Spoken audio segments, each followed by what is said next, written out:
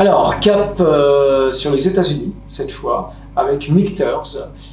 Michter's, c'est une distillerie qui voit ses racines très très loin dans l'histoire américaine. Alors, la distillerie d'origine, hein, parce qu'elle s'est délocalisée depuis, mais on remonte à 1753. À l'époque, la distillerie se trouvait en Pennsylvanie, alors elle ne portait pas ce nom-là.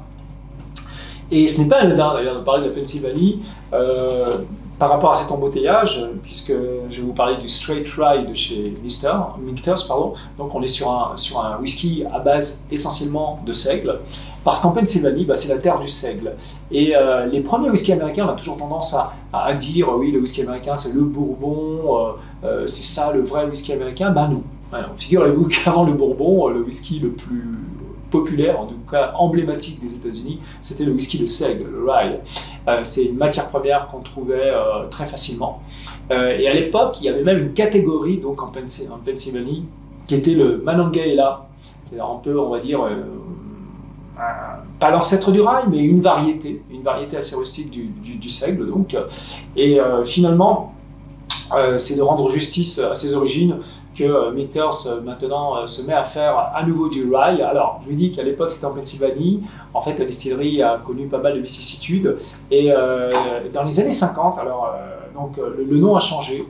Et le propriétaire donc, de cette époque-là, année 1950, avait deux fils. L'un qui s'appelait Michael et l'autre qui s'appelait Peters. Qu'est-ce qu'il a fait? Il a contracté les deux prénoms de ses enfants pour donner Michter's.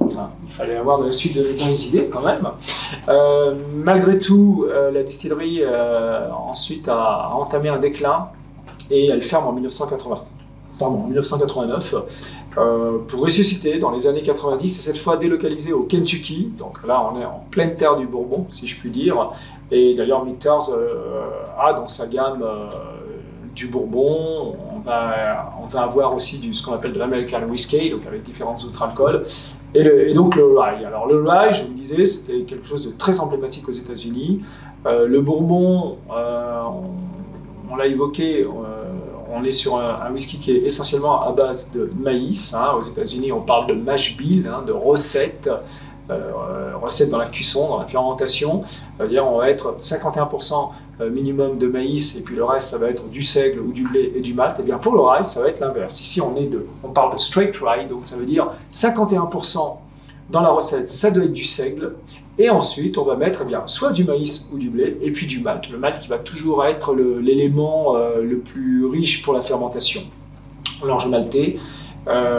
Donc et le rye, qu'est-ce qu'on va avoir comme profil? Et bien en fait ce côté épicé, ça donne souvent un caractère poivré, épicé, mais aussi très fruité. Vous avez des rails qui vont confiner à des corbeilles à fruits exotiques, et à l'inverse d'autres qui vont être des véritables moulins de poivre. Je dirais, je vais la jouer facile, Michter's c'est un peu de tout ça. Vous allez avoir la douceur du fruit, et puis vous allez avoir aussi le côté relevé des épices. C'est un des très très beaux représentants de son style, et on est bien content que la distillerie ait pu renaître de ses cendres, et même si elle se trouve au Kentucky.